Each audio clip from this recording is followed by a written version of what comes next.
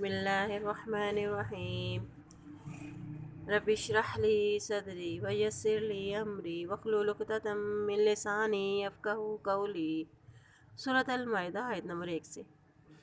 یا ایہا الذین آمنوا اوفوا بالعقود احلت لکم بہیمۃ الانعام الا ما یتلی علیکم غیر محل الصید وانتم حرم ان اللہ یحکم ما یرید۔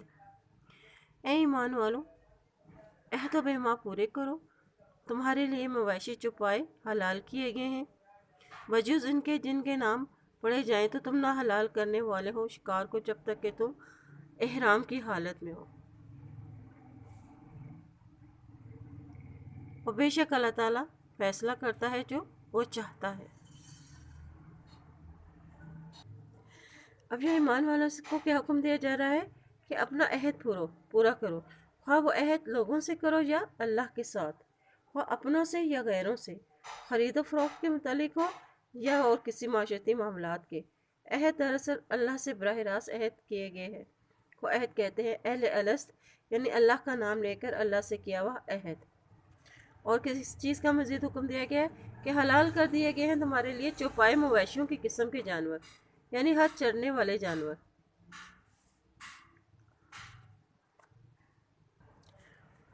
اب کس حالت میں شکار کرنا منع کیا گیا ہے؟ یعنی حالت احرام کی حالت میں شکار کرنا ممنوع قرار دیا ہے۔ نہ خود شکار کر سکتا ہے اور نہ ہی شکار کرنے میں دوسروں کا ساتھ دے سکتا ہے۔ ہاں، اگر شکار کیا ہوا کھا سکتا ہے۔ یا ایہا الذین آمنوا لا تحلوا شعائر اللہ ولا الشہر الحرام ولا الحدی ولا القلائد ولا آمین البیت الحرام یبتغون فضلا من ربهم ورضوانا فإذا حللتم فاصطادوا ولا يجرمنكم شنآن قوم أن صدوكم عن المسجد الحرام أن تعتدوا وتعاونوا على البر والتقوى ولا تعاونوا على الإثم والعدوان واتقوا الله إن الله شديد العقاب۔ اے لوگو جو ایمان لائے ہو، اللہ کے شعائر کی بے حرمتی نہ کرو، اور نہ ادب کے مہینوں کی، اور نہ حرم میں قربان ہونے والے جانور، اور نہ پٹے والے جانوروں کی جو کعبہ کو جا رہے ہوں، اور نہ ان لوگوں کی جو بیت اللہ کا قصد سے اپنے رب کے فضل اور اس کی رضا کی نیت سے جا رہے ہو۔ اور جب کہ تم احرام اتار ڈالو تو شکار کھیل سکتے ہو۔ اور جن لوگوں نے تمہیں مسجد حرام سے روکا، ان کی دشمنی تمہیں اس بات پہ آمادہ نہ کر دے کہ تم حد سے گزر جاؤ۔ نیکی و تقوی پرہیزگاری میں ایک دوسرے کی مدد کرو، گناہ اور ظلم میں مدد نہ کرو۔ اللہ سے ڈرو، بے شک اللہ تعالیٰ سخت سزا دینے والا ہے۔ اب اس آیت میں ایمان والوں کو حکم دیا جا رہا ہے لا تحلوا شعائر اللہ، اور نہ تم جو ہے وہ اللہ کی نشانیوں کی بے حرمتی نہ کرو۔ حرمات اللہ ہیں جن کی تعظیم اللہ نے مقرر کر دی ہے۔ اور حلال نہ کرنے سے مراد کیا ہے کہ اللہ نے جو چیزیں حرام کر دی ہیں، جن کا یعنی اللہ نے جو کچھ چیزیں حرام کر دی ہیں ان کا نہ جھگڑا کیا جائے، نہ ہی ان کا مذاق اڑایا جائے۔ اس سے مراد یہ ہے کہ حج وغیرہ کے مناسک یعنی ان کی بے حرمتی نہ کرو اور اس کی ادائیگی میں رکاوٹ مت بنو۔ اور شعائر اللہ کیا ہے؟ یعنی ہر وہ چیز جس کو دیکھ کے ہمیں اللہ کی یاد آئے، یعنی اذان، مسجد، نماز، حرم پاک اور قربانی کا جانور اور قرآن پاک۔ الشہر الحرام سے مراد حرمت والے مہینے ہیں، یعنی یہ 4 مہینے ہیں، رجب، ذی القعدہ، ذی الحج اور محرم۔ ان کی حرمت کو برقرار رکھو، ان دنوں میں قتال مت کرو اور لڑائی جھگڑا نہ کیا جائے۔ ولا الحدیہ، ہدی وہ جانور ہے جو بیت اللہ کی طرف قربانی کے لیے بھیجا جاتا ہے، مطلب کہ ان جانوروں کو کسی سے چھینا نہ جائے اور نہ ہی ان کی حرمت حرم تک پہنچنے میں کوئی رکاوٹ کھڑی نہیں کرنی چاہیے۔ ولا القلائد ولا آمین البیت الحرام، یعنی گلے کے پٹے کو کہا جاتا ہے وہ جانور جن کے گلوں میں علامتی یا نشانی طور پر پٹے ڈالے جاتے ہیں۔ حج اور عمرے کی نیت سے یا تجارت کی نیت سے حرم میں جانے والے جانوروں کو نہ روکو اور انہیں تنگ نہ کرو۔ یبتغون فضلا من ربکم ورضوانا، اللہ کا فضل کیا ہے؟ یعنی تجارت، دنیا اور آخرت کا فضل۔ جو حج و عمرے کی نیت سے یا تجارت کے لیے حرم میں جانے والوں کو نہ روکو، انہیں تنگ نہ کرو۔ وَإِذَا حَلَلْتُمْ فَاصْطَادُوا، اور جب تم احرام سے آزاد ہو جاؤ تو کیا کرو؟ شکار کرو۔ وَلَا يَجْرِمَنَّكُمْ شَنَآنُ قَوْمٍ أَن صَدُّوكُمْ عَنِ الْمَسْجِدِ الْحَرَامِ، یعنی کسی قوم کی دشمنی اس کام پر آمادہ نہ کرے کہ تم کو جنہوں نے حرم میں جانے سے روکا تھا ان سے زیادتی نہ کرو۔ پھر ان کے ساتھ کیسا سلوک کیا جائے کہ ان پر زیادتی نہ کرو ان کے ساتھ، بلکہ تعاون کرو اور نیکی کرو اور تقویٰ کرو۔ وَلَا تَعَاوَنُوا عَلَى الْإِثْمِ وَالْعُدْوَانِ، اور گناہ اور نیکی کے کاموں میں ایک دوسرے کی تعاون نہ کرو، مدد نہ کرو ایک دوسرے کی۔ یہ حکم سب مسلمانوں کے لیے ہے، گناہ کے کاموں میں ایک دوسروں کی مدد نہ کرو اور ورنہ تمہاری پکڑ ہوگی اور اللہ تعالیٰ سخت سزا دینے والا ہے۔ حرمت علیکم المیتۃ والدم ولحم الخنزیر وما اخل لغیر اللہ بہ والمنخنقۃ والموقوذۃ والمتردیۃ والنطیحۃ وما، اور تم پر حرام کر دیا گیا مردار، خون اور خنزیر کا گوشت جس پر اللہ کے سوا دوسرے کا نام پکارا گیا ہو، اور جو اونچی آواز سے اونچی جگہ سے گر کر مر گیا ہو، جیسے درند، اور جو سینگ مارنے سے مرا ہو۔ اکل السبع الا ما زکیتم وما ذبح علی النصب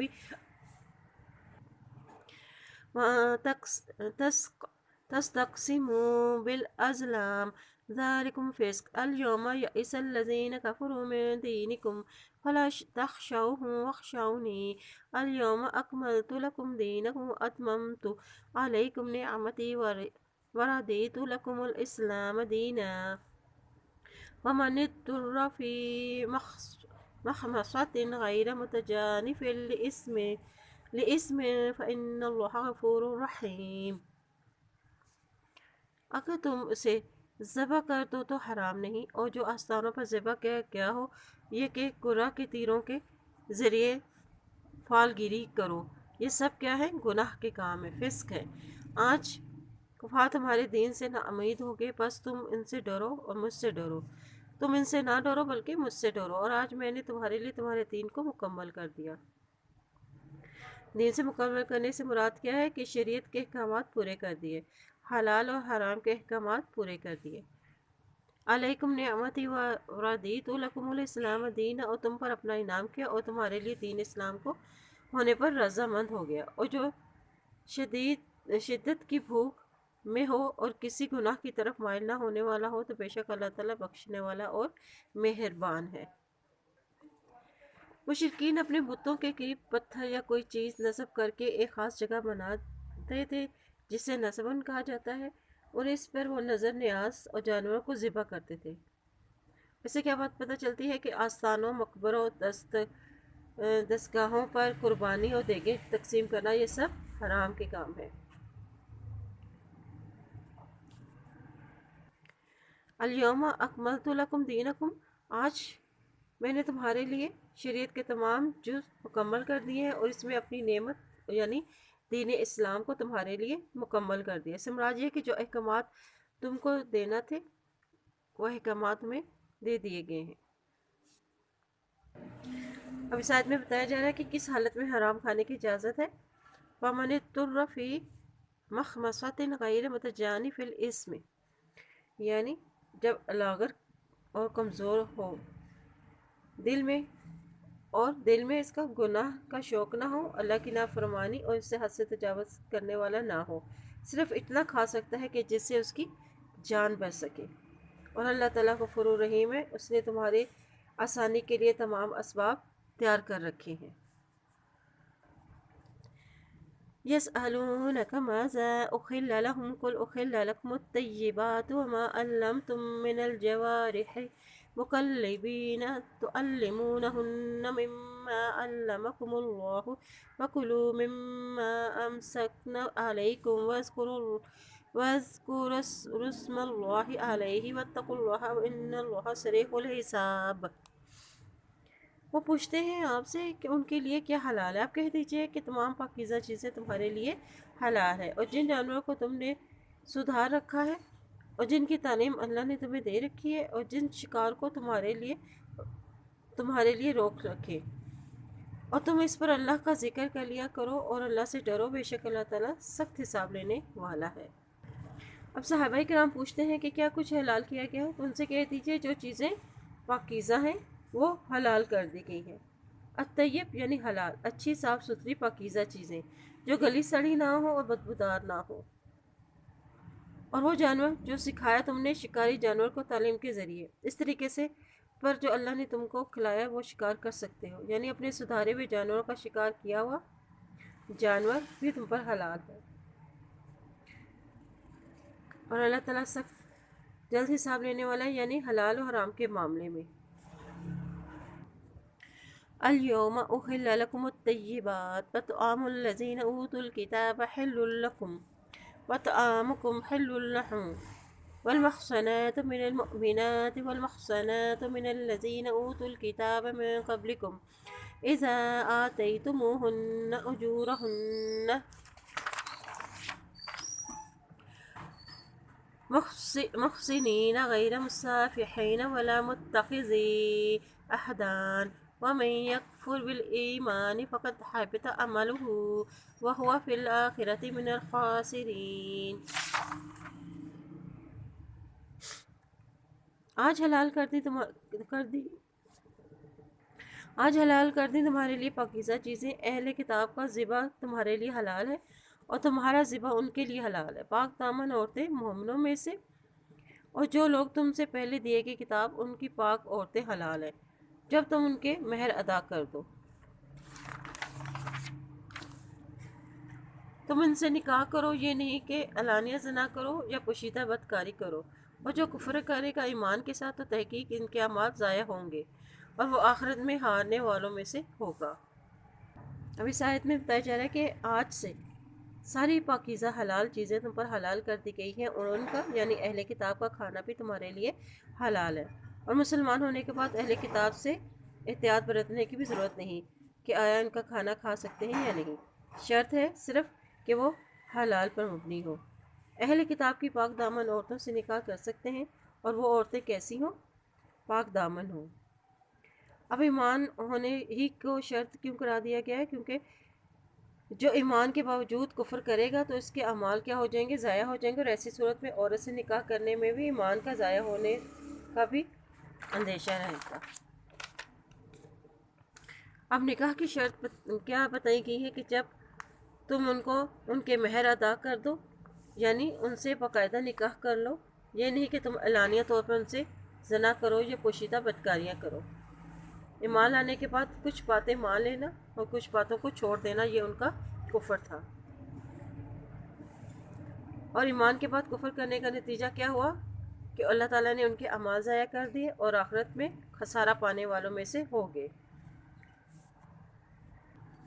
يا أيها الذين آمنوا إذا قمتم إلى الصلاة فاغسلوا وجوهكم وأيديكم إلى المرافق وامسحوا برؤوسكم وأرجلكم إلى الكعبين وإن كنتم جنبا فطهروا وإن كنتم مرضى أو على سفر أو جاء أحد منكم من الغائط أو لامستم النساء فلم تجدوا ماء فتيمموا صعيدا طيبا فامسحوا بوجوهكم وأيديكم منه ما يريد الله ليجعل عليكم من حرج ولكن يريد ليطهركم وليتم نعمته عليكم لعلكم تشكرون۔ اے لوگو جو ایمان لائے ہو، جب تم نماز کے لیے اٹھو تو اپنے منہ اور ہاتھوں کو کوہنیوں تک دھو لو اور اپنے سروں کا مسح کر لو اور اپنے پاؤں کو ٹخنوں تک سمیت دھو لو۔ اگر تم جنابت کی حالت میں ہو تو غسل کر لو اور پاک ہو جاؤ۔ اگر تم بیمار ہو یا سفر کی حالت میں ہو تو تم میں سے کوئی حاجت سے فارغ ہو کر آیا ہو یا تم نے عورت کو چھوا ہو تو نہ پانی نہ پاؤ تم تو تیمم کر لو، پاک مٹی سے اپنے چہرے اور ہاتھوں پر مل لو۔ اللہ تم پر کسی قسم کی تنگی نہیں ڈالتا، بلکہ اس کا ارادہ تو تمہیں پاک کرنے کا ہے اور وہ اپنی نعمت دینے کا ہے تاکہ تم شکر ادا کرو۔ اب اس آیت میں وضو کے لیے طہارت کے اصول بتائے گئے ہیں، یعنی وضو، غسل اور تیمم کے بارے میں حکم دیا گیا ہے۔ وضو کا مقصد جسم کا پاک ہونا ہے اور انسان جسم اور روح دونوں کا مجموعہ ہے۔ جو اثر ہمارے جسم پر ہوتا ہے اس کی تاثیر ہماری روح تک جاتی ہے۔ اور وضو کا فائدہ کیا ہوتا ہے کہ روزے قیامت اس کا چہرے اور ہاتھ روشن ہوں گے اور حوض کوثر سے پانی پلایا جائے گا۔ اب مزید بتایا جا رہا ہے کہ اگر تم سفر میں ہو یا بیمار ہو یا رفع حاجت سے آئے ہو یا تم نے عورت کو چھوا ہو تو کیا اگر تم پانی نہ پاؤ تو تم پاک مٹی سے تیمم کر لو۔ اب شکر کیسے ادا کر سکتے ہیں؟ یعنی وضو تیمم کے بعد شکر کے جذبات پیدا ہوتے ہیں، قرب الہی کا احساس پیدا ہوتا ہے، جو کہ وضو دین کی پہچان ہے۔ وَاذْكُرُوا نِعْمَتَ اللَّهِ عَلَيْكُمْ وَمِيثَاقَهُ الَّذِي وَاثَقَكُم بِهِ إِذْ قُلْتُمْ سَمِعْنَا وَأَطَعْنَا وَاتَّقُوا اللَّهَ إِنَّ اللَّهَ عَلِيمٌ بِذَاتِ الصُّدُورِ۔ تم پر جو اللہ کی نعمتیں نازل ہوئی ہیں اسے یاد رکھو اور اس کے صحت کو بھی جس کا تم سے معاہدہ کیا گیا ہے۔ اور جب تم نے کہا کہ ہم نے سنا اور مانا اور ڈرو اللہ سے، بے شک اللہ تعالیٰ دلوں کے بھید کو خوب جاننے والا ہے۔ اور یہاں پہ نعمت اللہ سے مراد دین اسلام ہے جو تم پر ہے، اور جو پکا عہد لیا تم سے وہ عہد اخلص یعنی نبی سے عہد کہ ہر حال میں آپ کی اطاعت اور فرمانبرداری کریں گے۔ واتقوا اللہ یعنی ڈرو اللہ سے، یعنی تو زبان سے تو تم اقرار کر رہے ہو لیکن دل سے اس عہد کو نہیں مان رہے ہو، اور اللہ تعالیٰ دلوں کے بھید اور راز جاننے والا ہے۔ یا ایھا الذین آمنوا کونوا قوامین للہ شہداء بالقسط ولا یجرمنکم شنآن قوم علی الا تعدلوا اعدلوا هو اقرب للتقوی واتقوا اللہ ان اللہ خبیر بما تعملون۔ اے ایمان والو، تم اللہ کی خاطر حق پر قائم ہو جاؤ اور انصاف کے ساتھ گواہی دینے والے بن جاؤ، اور کسی قوم کی عداوتوں میں عدل کے خلاف آمادہ نہ کرے۔ عدل کیا کرو، یہ تقویٰ کے زیادہ قریب ہے، اور ڈرو اللہ سے، بے شک اللہ تعالیٰ تمہارے اعمال سے باخبر ہے۔ اب یہاں پہ اہل ایمان والوں کو حکم دیا جا رہا ہے کونوا قوامین، کہ تم اللہ کی خاطر حق پہ قائم ہونے والے بن جاؤ، للہ شہداء بالقسط، اور انصاف کے ساتھ گواہی دینے والے بن جاؤ، یعنی مضبوطی کے ساتھ قائم رہنے والے اور حق کی گواہی، توحید کی گواہی، اللہ کے دین کی گواہی، دین کو آگے پہنچانے کی گواہی، یعنی پورے اخلاص کے ساتھ اللہ کی اطاعت کرو اور اللہ کے لیے گواہ بن جاؤ۔ وَلَا يَجْرِمَنَّكُمْ شَنَآنُ قَوْمٍ، کسی قوم کی دشمنی تمہیں کس بات پہ مدعو نہ کرے، عَلَىٰ أَلَّا تَعْدِلُوا، کہ تم انصاف نہ کر سکو۔ اب شیطان انسان کو حق سے کیسے ہٹاتا ہے کہ وہ انسان کے درمیان نہ چاکیاں نہ اتفاقیاں پیدا کر دیتا ہے، پھر انسان اللہ کی اطاعت سے غافل ہو جاتا ہے۔ پھر ایسی صورت میں مسلمانوں کو حکم دیا جا رہا ہے کہ وہ کیا کرے، ایک دلو، کہ وہ پھر عدل سے کام لے۔ اب یہ عدل سے کام لینا کس کی نشانی ہے؟ وہ اقرب للتقوی، پھر وہ کہ یہ تقوی کے زیادہ قریب ہے۔ وہ عدل جو اللہ کی خاطر کیا جائے۔ عدل کیا ہے کہ ہر صاحب حق کو اس کا حق دینا۔ اب یہ حکم تقوی کے زیادہ قریب کیوں ہیں؟ یعنی جب دشمن تمہارے ساتھ دشمنی کر رہے ہوں تب تم عدل سے کام لو، یہ بات تقوی کے زیادہ قریب ہے۔ اور ڈرو اللہ سے، کیوں؟ بے شک اللہ خبر رکھنے والا ہے جو تم عمل کرتے ہو اور تمہارے اعمال کو دیکھ رہا ہے۔ وعد اللہ الذین آمنوا وعملوا الصالحات لهم مغفرۃ واجر عظیم والذین کفروا وکذبوا بآیاتنا اولئک اصحاب الجحیم۔ وعدہ کیا اللہ نے ان لوگوں سے جو ایمان ہے، انہوں نے نیک عمل کیے اور ان کے لیے مغفرت ہے اور بڑا اجر ہے، اور لوگ جنہوں نے کفر کیا اور ہماری آیات کو چھٹلائے یہی لوگ دوزخی ہیں۔ یعنی اب وعدہ کیا اللہ نے ان لوگوں سے جو ایمان ہے اور نیک عمل کیے، وعدہ کن معاملات میں کیا؟ یعنی خیر کے کاموں میں اور شر کے کاموں میں۔ وعمل الصالحات یعنی جس میں نیت خالص اللہ کے لیے ہو، طریقہ سنت کے مطابق ہو۔ اب ایمان لانے والے اور عمل صالح کرنے والے کے ساتھ اللہ تعالیٰ نے کیا وعدہ کر رکھا ہے کہ انہیں اجر عظیم، کہ انہیں بڑا اجر ملے گا اور انہیں مغفرت ملے گی۔ اور یہ اجر کن لوگوں کے لیے ہے؟ جو ایمان لائیں گے اور عمل صالح کریں گے۔ اور جہنم کے ساتھی کون ہیں؟ وہ لوگ جنہوں نے کفر کیا اور آیات کو چھٹلایا۔ یا ایھا الذین آمنوا اذکروا نعمت اللہ علیکم اذ ہم قوم ان یبسطوا الیکم ایدیہم فکف ایدیہم عنکم واتقوا اللہ وعلی اللہ فلیتوکل المؤمنون۔ اے ایمان والو، اللہ نے جو احسان تم پر کیا ہے اسے یاد کرو۔ جب ایک قوم نے تم پر دست درازی کرنی چاہی تو اللہ نے اس کے ہاتھوں کو تم سے روک لیا۔ اور ڈرو اللہ سے، اور مومنوں کو چاہیے کہ وہ اللہ پر ہی بھروسہ کرے۔ نعمت اللہ سے مراد اسلام کی نعمت ہے، اور اس نے تمہیں روکا یعنی کافروں کی سازشوں سے تمہیں بچا لیا۔ اب اللہ تعالیٰ ہم پر اللہ تعالیٰ کی کون کون سی نعمتیں ہیں؟ اللہ تعالیٰ نے ہمیں صحت، زندگی، اولاد، مال، گھر، بحیثیت انسان اور دین اسلام سے ہمیں نوازا۔ یہ اللہ تعالیٰ کی ہم پر بہت بڑی نعمتیں ہیں کہ اچھی زندگی، جو کہ اہل مکہ کے 80 آدمیوں نے آپ پر اچانک حملہ کر دیا تھا۔ پھر اللہ تعالیٰ نے مسلمانوں کے ساتھ کیا احسان کیا؟ فَكَفَّ أَيْدِيَهُمْ عَنكُمْ، اس کے نے ان کے ہاتھ روک لیے، یعنی انہیں دشمنوں کے حملے سے انہیں بچا لیا۔ اور دشمنوں کی سازش سے بچنے کا کیا طریقہ ہے؟ وَاتَّقُوا اللَّهَ، کہ اللہ سے ڈرتے رہو۔ یہاں بتایا جا رہا ہے کہ مومنوں کی کیا صفات ہوتی ہیں کہ وہ وَاتَّقُوا اللَّهَ، کہ وہ اللہ سے ڈرتا ہے، وَعَلَى اللَّهِ فَتَوَكَّلِ الْمُؤْمِنِينَ، اور وہ اللہ پر ہی بھروسہ رکھتا ہے۔ وَلَقَدْ أَخَذَ اللَّهُ مِيثَاقَ بَنِي إِسْرَائِيلَ، اور اللہ نے بنی اسرائیل سے عہد و پیمان لیا۔ وَبَعَثْنَا مِنْهُمُ اثْنَيْ عَشَرَ نَقِيبًا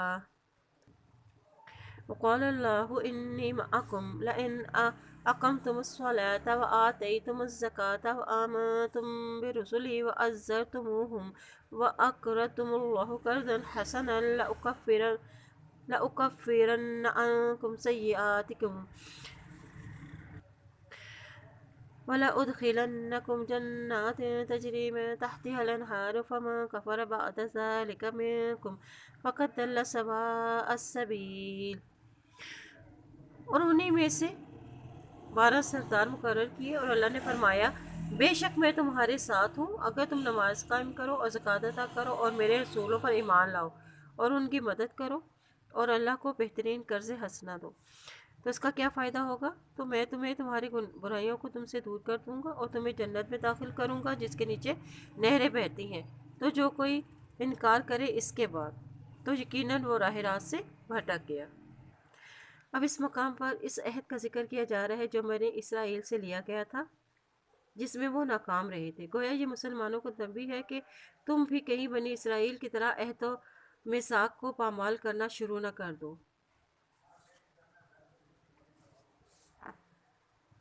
اب قوم کی اخلاقی تربیت کی جا رہی ہے، انہیں جنگ کے لیے تیار کیا جا رہا ہے۔ یہ اس وقت کا واقعہ ہے۔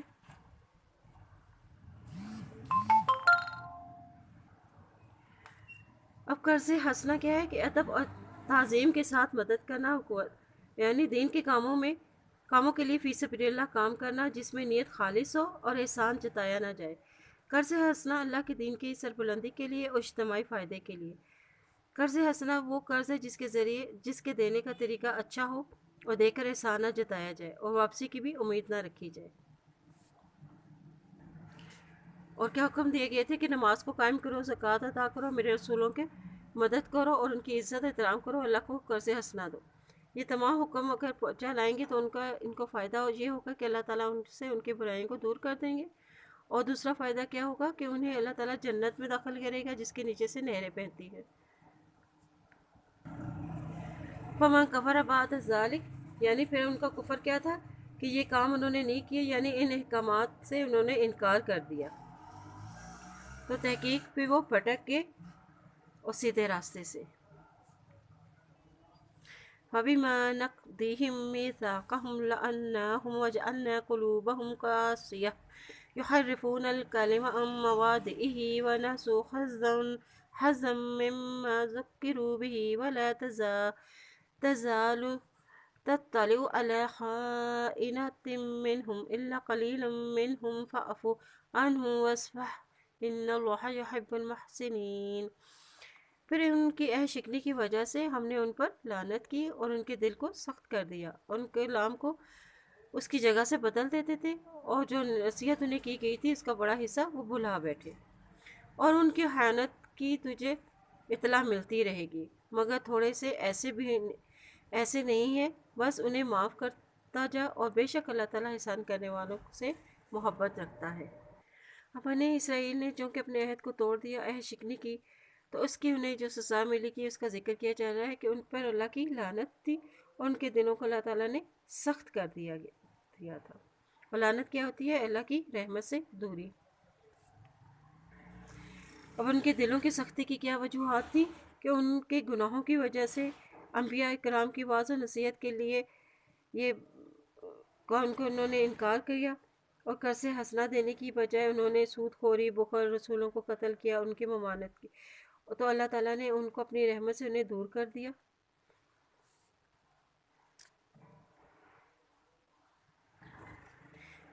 ان اللہ یحب المحسنین، یعنی جو معاف اور درگزر سے کام لیتے ہیں اللہ سے محبت کرتا ہے۔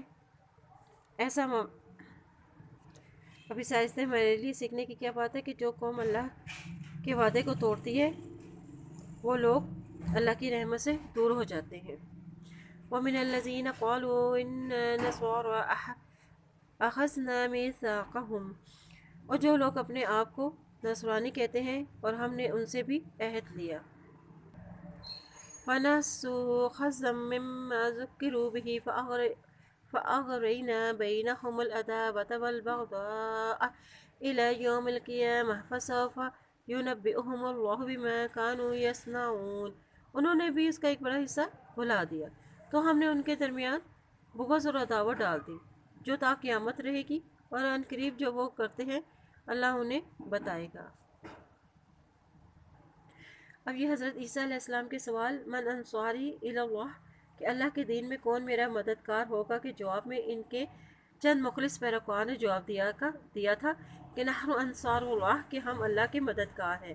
اس سے ماخذ ہے یہ بھی یہودیوں کی طرح اہل کتاب ہیں، ان سے بھی اللہ نے عہد لیا لیکن انہوں نے بھی اس کی پرواہ نہ کی، انہوں نے اس عہد کے ساتھ کیا کیا کہ اس کا کچھ حصہ بھول گئے، تو پھر اللہ تعالیٰ نے ان کے ساتھ کیا کیا کہ ان کے درمیان بغض اور عداوت ڈال دی، اور یہ سزا ان کے لیے قیامت تک کے لیے مسلط کر دی گئی۔ چنانچہ عیسائیوں کے کئی فرقے ہوئے جو ایک دوسرے سے شدید نفرت اور عناد رکھتے ہیں۔ یا اہل الکتاب قد جاءکم رسولنا یبین لکم کثیر مما کنتم تخفون من الکتاب ویعفو عن کثیر قد جاءکم من اللہ نور وکتاب مبین۔ اہل کتاب آگے تمہارے پاس ہمارے رسول جو تمہارے سامنے اللہ کی کتاب کی باکثرت باتیں بیان کرتے ہیں اور جنہیں تم چھپاتے ہو، اور بہت سی باتوں سے درگزر کرتے ہیں۔ تحقیق آ گئی تمہارے پاس اللہ کی طرف سے نور اور واضح کتاب۔ یہاں اہل کتاب سے مراد یہود و نصارہ۔ اہل